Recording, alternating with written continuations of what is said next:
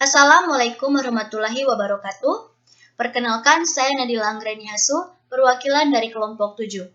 Pertama-tama yang saya hormati, yaitu Ibu Siti Hoirul Dwi Astuti MTR Cap, selaku dosen mata kuliah Dokumentasi Kebidanan.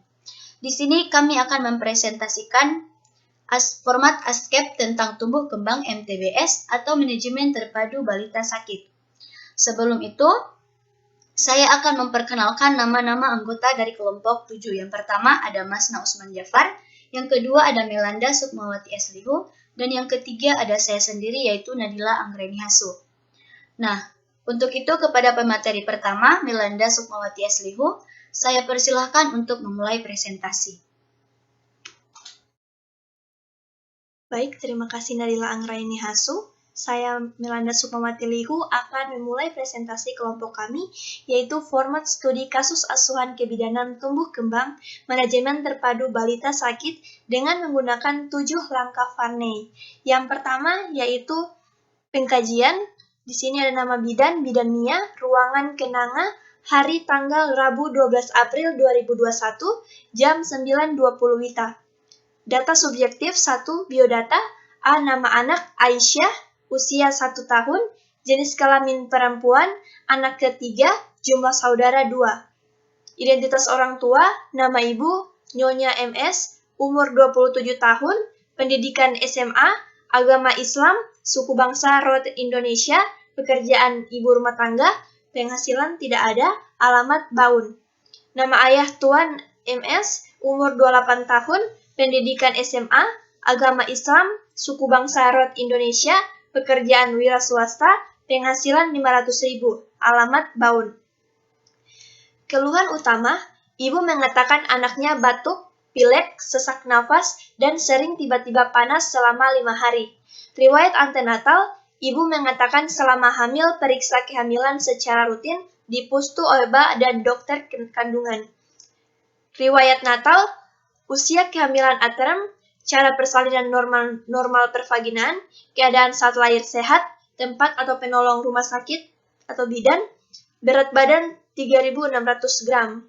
Riwayat imunisasi, BCG sudah didapatkan 1 kali, HB1-3 sudah didapatkan 3 kali, DPT 1-3 sudah didapatkan 3 kali, polio 1-4 sudah didapatkan 4 kali, campak sudah didapatkan 1 kali. Kemudian riwayat sosial yang mengasuh orang tua kandung, hubungan dengan anggota keluarga baik, pembawaan secara umum baik, lalu pemenuhan kebutuhan dasar. Yang pertama nutrisi, jenis makanan nasi, sayur, tahu, tempe, daging, buah, frekuensi 3 kali sehari, jenis minuman air putih dan ASI, nafsu makan berkurang saat sakit. Kemudian eliminasi, BAK frekuensi 5-6 kali per hari, warna kuning, bau khas amoniak, lalu BAB frekuensi 1-2 kali per hari, warna kuning kecoklatan, bau khas feses. Lalu istirahat dan tidur siang 30 menit sampai 1 jam, tidur malam 9-10 jam. Kemudian kebersihan, mandi 2 kali sehari, gosok gigi 2 kali sehari, ganti pakaian dalam 2 kali sehari dan bila basah. Selanjutnya data objektif, pemeriksaan umum, 1. Keadaan umum, lemah, kesadaran kompos mentis, tanda-tanda vital, suhu 39,5 derajat Celcius, nadi dan heart rate 102 kali per menit, pernafasan 54 kali per menit, tekanan darah tidak ada. Kemudian BB sebelum sakit 8,5 kg, BB saat sakit 8,2 kg. Pengkajian fisik, kepala simetris, bersih, tidak ada ketombe, warna rambut hitam, tidak ada benjolan. Wajah bentuk oval, pucat, tidak ada odem. Mata simetris, konjungtiva merah muda, selera putih, tidak ada odem. Telinga simetris, tidak ada serumen. Hidung, mulut, dan tenggorokan, ada polip, ada sekret, ada pernafasan cuping hidung, tidak ada karies gigi, tidak ada stomatitis, tidak ada gingivitis.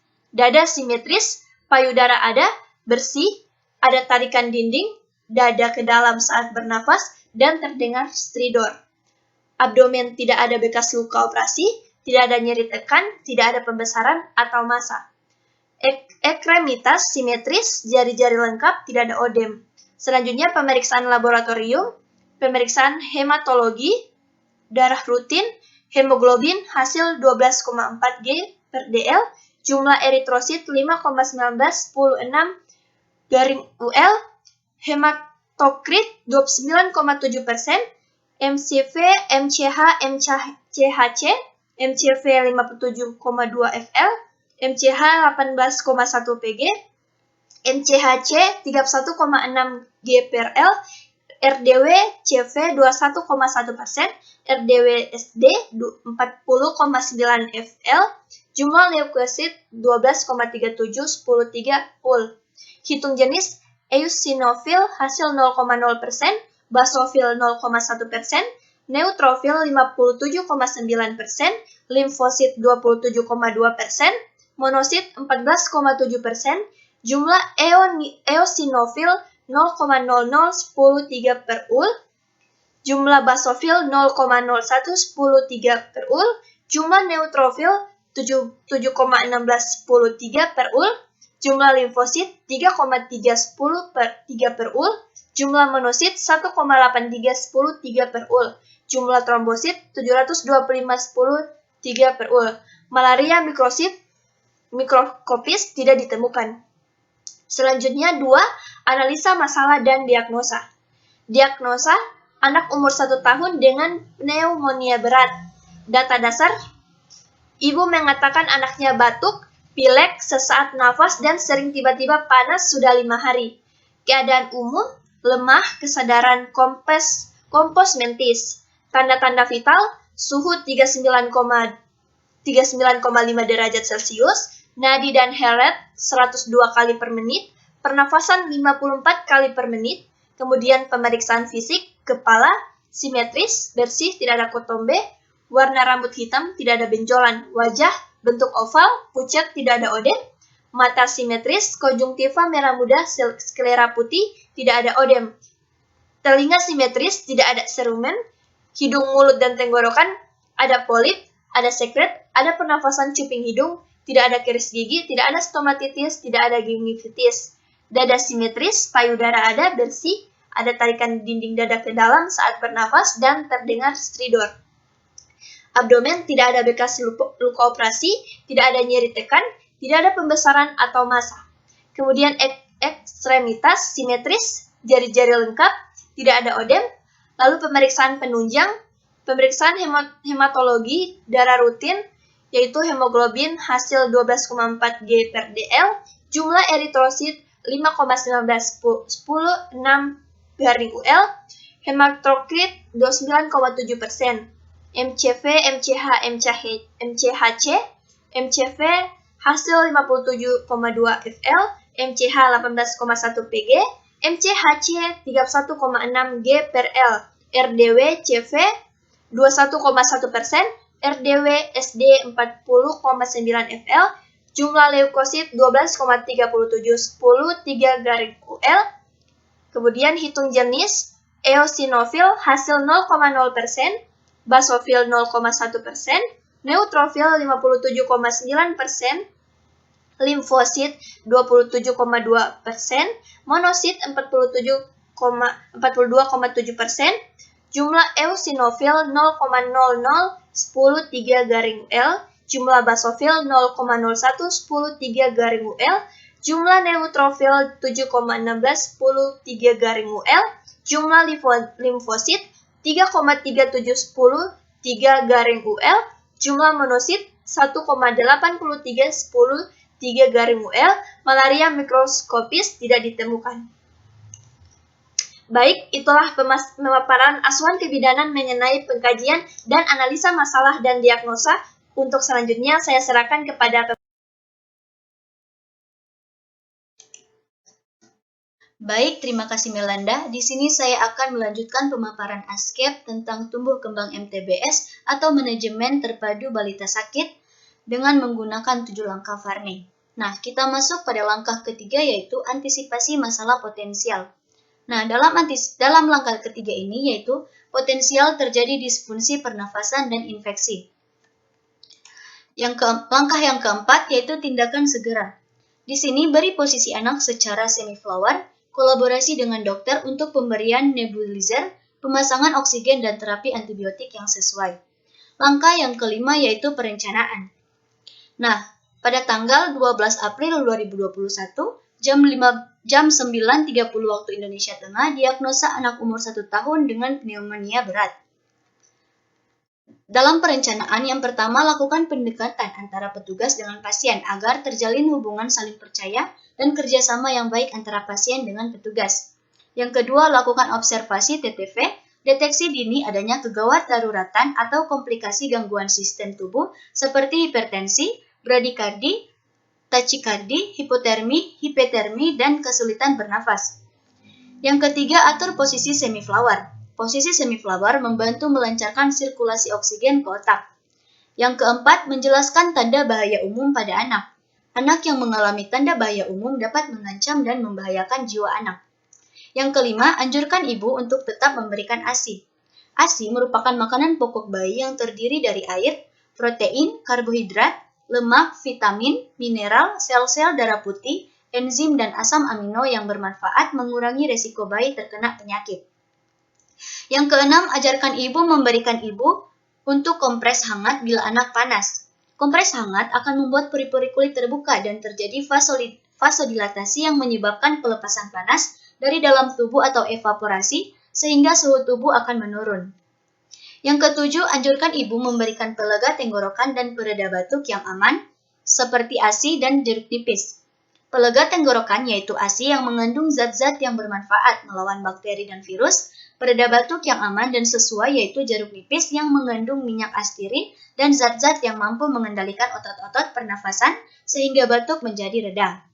Yang kedelapan, anjurkan ibu untuk menjaga pola makan anak yaitu makan makanan yang hangat, konsumsi banyak air, buah dan sayuran, serta hindari makanan berminyak. Makan makanan atau minuman hangat dapat melegakan tenggorokan. Konsumsi air putih yang banyak dapat menjaga tenggorokan tetap bersih dari kuman serta kandungan vitamin dan mineral pada buah dan sayuran. Dapat memperkuat sistem imun sehingga dapat melawan virus. Makanan berminyak dapat menimbulkan radang. Yang kesembilan, anjurkan ibu memperhatikan pola istirahat anak dan anjurkan untuk menciptakan lingkungan yang nyaman dan aman. Pola istirahat berperan penting dalam proses penyembuhan dan ruangan atau lingkungan yang nyaman dan aman penting agar anak dapat beristirahat dengan tenang. Yang kesepuluh, kolaborasi dengan dokter spesialis anak untuk pemberian terapi obat. Terapi obat bermanfaat untuk mengurangi atau menghambat infeksi atau peradangan yang terjadi. Dan yang terakhir, lakukan pendokumentasian sebagai bahan tanggung jawab dan tanggung gugat atas tindakan yang dilakukan, serta sebagai bahan asuhan selanjutnya. Nah, kita masuk ke langkah selanjutnya, yaitu langkah ke-6 pelaksanaan. Yang dilakukan pada tanggal 12 April 2021 jam 9.35 waktu Indonesia Tengah. Dengan diagnosa anak umur 1 tahun dengan pneumonia berat. Nah, pelaksanaan yang pertama yaitu melakukan pendekatan antara pasien dan petugas dengan cara sapa, salam, senyum, dan kenalan. Sudah dilakukan pendekatan antara pasien dan petugas. Yang kedua, melakukan observasi tanda-tanda vital pasien. Observasi telah dilakukan dan didapatkan hasil suhu 39,5 derajat Celcius, nadi 102 kali per menit, respirasi 54 kali per menit. Hasil pemeriksaan juga sudah diberitahukan kepada orang tua. Yang ketiga, mengatur posisi anak semiflower dengan cara memposisikan kepala di ganjal bantal kurang lebih 30 derajat agar lebih tinggi dari badan dan kaki.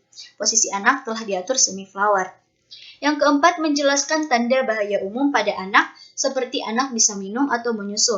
Anak selalu memuntahkan semuanya, anak menderita kejang, dan anak tampak letargis atau tidak sadar. Bila anak mengalami salah satu tanda bahaya, maka anak akan perlu dibaru penanganan segera. Nah, di sini ibu bersedia untuk tetap memberikan ASI kepada anak. Yang kelima, menganjurkan ibu untuk tetap memberikan ASI untuk membantu pemulihan kondisi anak. Di sini ibu bersedia untuk tetap memberikan ASI kepada anak. Yang keenam, mengajarkan dan menganjurkan ibu untuk mengompres bila anak panas agar keseimbangan suhu tubuh anak tetap terjaga. Di sini ibu mengerti dengan penjelasan dan bersedia untuk mengompres anak bila anak panas. Yang ketujuh, menganjurkan ibu memberikan pelega tenggorokan dan pereda batuk yang aman seperti ASI dan jeruk nipis. Pelega tenggorokan yaitu ASI mengandung zat-zat yang bermanfaat melawan bakteri dan virus. Pereda batuk yang aman dan sesuai yaitu jeruk nipis yang mengandung minyak astiri dan zat-zat yang mampu mengendalikan otot-otot pernafasan sehingga batuk menjadi reda. Di sini ibu bersedia memberikan pelega tenggorokan dan pereda batuk yang aman sesuai anjuran. Yang kedelapan, menganjurkan ibu untuk menjaga pola makan anak sesuai dengan kebutuhan nutrisi, yaitu makanan dengan tinggi kalori dan protein agar nutrisi anak bisa terpenuhi. Di sini, ibu bersedia menjaga pola makan anak. Yang kesembilan, menganjurkan ibu untuk memperhatikan pola istirahat anak dan menjaga ruangan atau lingkungan agar nyaman dan aman sehingga anak dapat beristirahat dengan tenang. Di sini, ibu bersedia memperhatikan pola istirahat anak serta menjaga keamanan dan kenyamanan ruangan tempat anak beristirahat. Yang ke-10, berkolaborasi dengan dokter spesialis anak untuk pemberian terapi obat, yaitu intravenous fluid drip atau IVFD dengan DS setengah NS 700 cc setiap 24 jam. Nebulizer yaitu Ventolin 1 respirasi setiap 24 jam. Skin test antibiotik yaitu ampicillin 0,1 cc, amplosing aquades 0,9 cc. Injeksi antibiotik yaitu dengan ampicillin 175 mg setiap 6 jam. Secara intravena injeksi antibiotik yaitu gentamicin 17,5 mg setiap 12 jam. Secara intravena paracetamol sirup yaitu 82 mg setiap 6 jam diberikan secara oral. Di sini kolaborasi dengan dokter spesialis anak telah dilakukan dan terapi obat telah diberikan sesuai dengan instruksi dokter. Nah, yang terakhir yaitu mendokumentasikan asuhan kebidanan yang telah dilakukan. Di sini ibu sudah didokumentasikan pada lembar pencatatan pasien dan buku register. Sekian pemaparan materi dari saya. Selanjutnya untuk pemaparan ASKEP akan dilanjutkan oleh pemateri ketiga, yaitu Mas Nausman Jafar. Kepada Mas Nausman Jafar, dipersilahkan.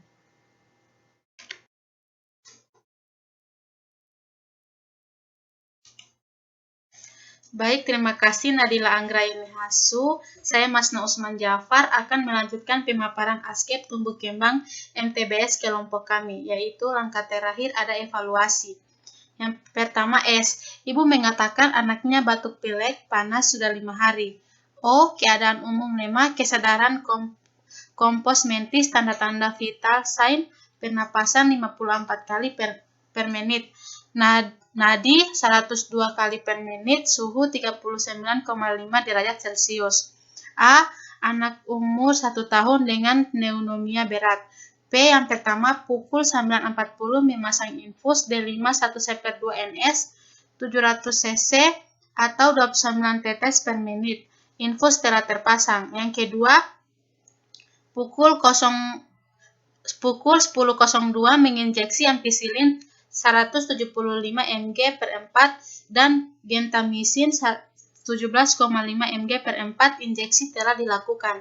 Yang ketiga, pukul 10:07 memberikan paracetamol sirup 82 mg per oral. Paracetamol sirup telah diberikan. Yang keempat, pukul 12.00 menganjurkan ibu tetap memenuhi kebutuhan nutrisi anak telah terpenuhi. Yang kelima, pukul 13.00 WITA mengobservasi tanda-tanda vital anak. Tanda-tanda vital anak, suhu 39 derajat Celcius, pernapasan 52 kali per menit, nadi 104 kali per menit. Yang keenam, pukul 14.15 WITA memberikan nebulizer kombinasi 1/2 ampul dexamethasone dan NaCl 109% atau 5 cc. Nebulizer telah diberikan. Yang ketujuh, pukul 15.30 WITA menganjurkan ibu untuk memantau istirahat anak sedang istirahat. Yang kedelapan, pukul 16.00 WITA menginjeksi ampicillin 175 mg per 4 injeksi telah dilakukan. Selanjutnya di sini ada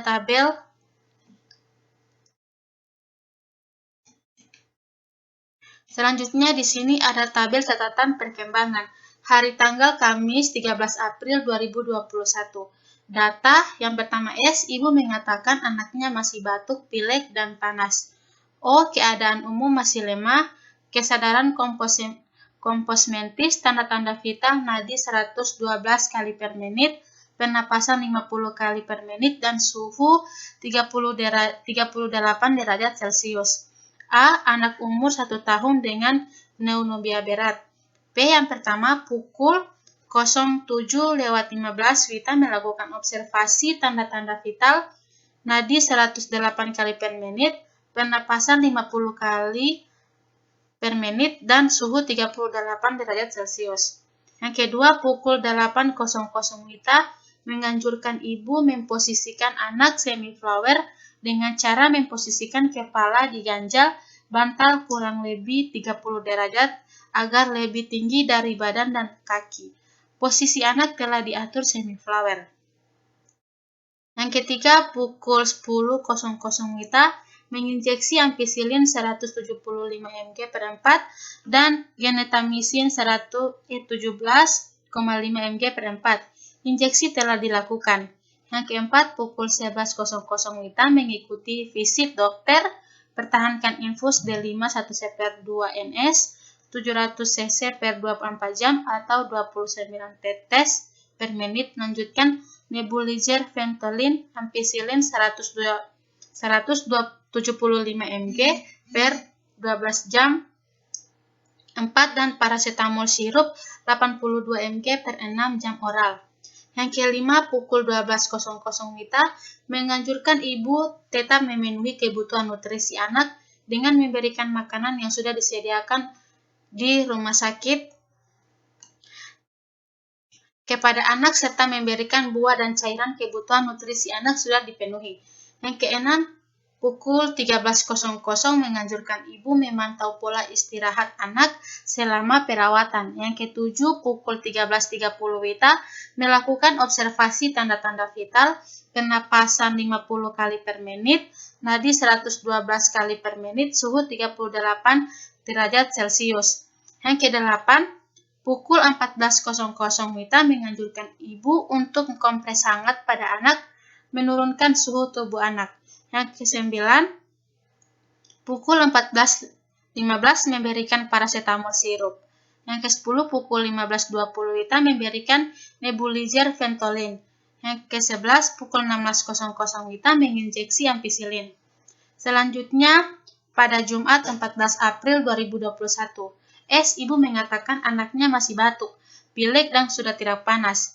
Keadaan ibu baik, kesadaran kompos mentis, tanda-tanda vital, nadi 118 kali per menit, pernapasan 44 kali per menit, dan suhu 37,5 derajat Celcius. A. Anak umur 1 tahun dengan pneumonia berat. P. Yang pertama, pukul 07.25 Wita melakukan observasi tanda-tanda vital, nadi 118 kali per menit, pernapasan 44 kali per menit, dan suhu 37,5 derajat Celcius.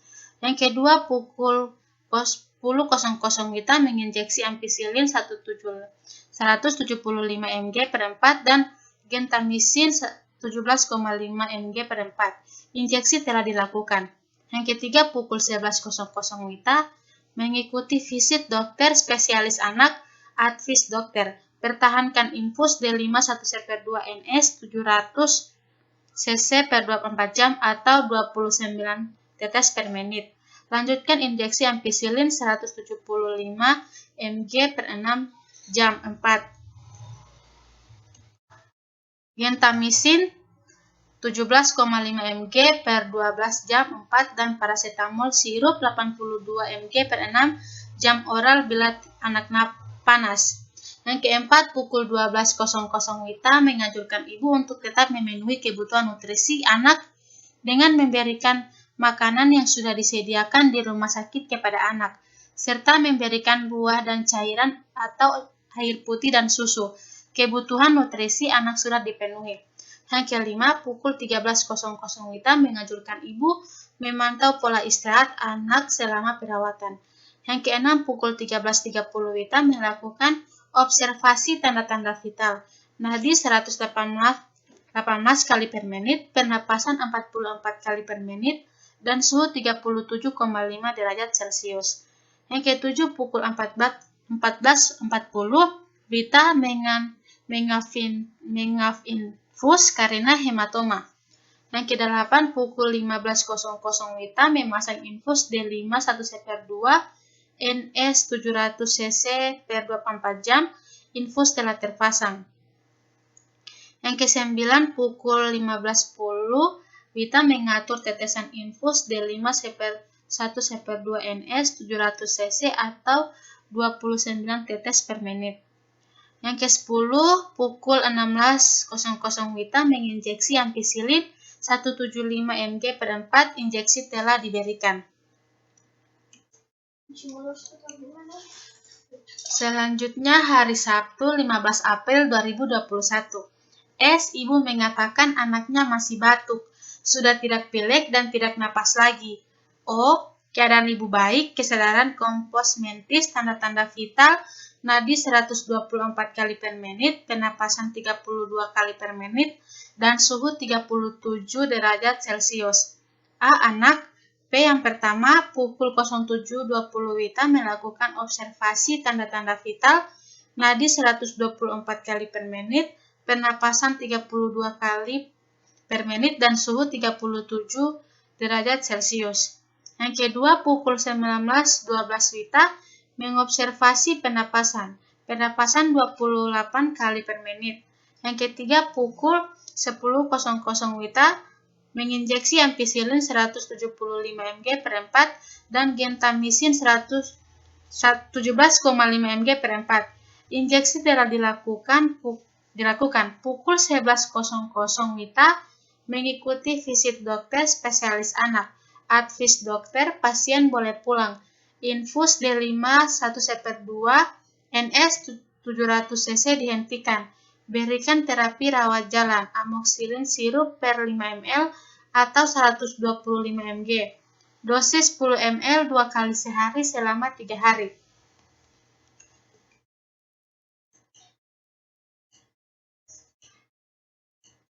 Selanjutnya, pukul 12.00 WITA menganjurkan ibu untuk tetap memenuhi kebutuhan nutrisi anak dengan memberikan makanan yang sudah disediakan di rumah sakit kepada anak, serta memberikan buah dan cairan atau air putih dan susu. Kebutuhan nutrisi anak sudah dipenuhi. Yang kelima, pukul 14.30 WITA melepas infus D5 1/2 NS. Yang keenam, pukul 15.00 WITA memberikan konseling perawatan di rumah seperti pola makan, pola istirahat, minum obat teratur, dan menyarankan orang tua tidak merokok depan anak. Yang ketujuh, pukul 15.15 WITA menganjurkan ibu untuk kunjungan ulang 3 hari yakni tanggal 18 April 2021 atau bila ada keluhan. Yang ke-8, pukul 15.30 WITA memberitahukan ibu bahwa anaknya sudah diperoleh pulang sesuai advis dokter. Baiklah, itulah pemaparan ASKEP tumbuh kembang ASKEP dari kelompok kami. Jika ada salah kata, kami mohon maaf. Wassalamualaikum warahmatullahi wabarakatuh.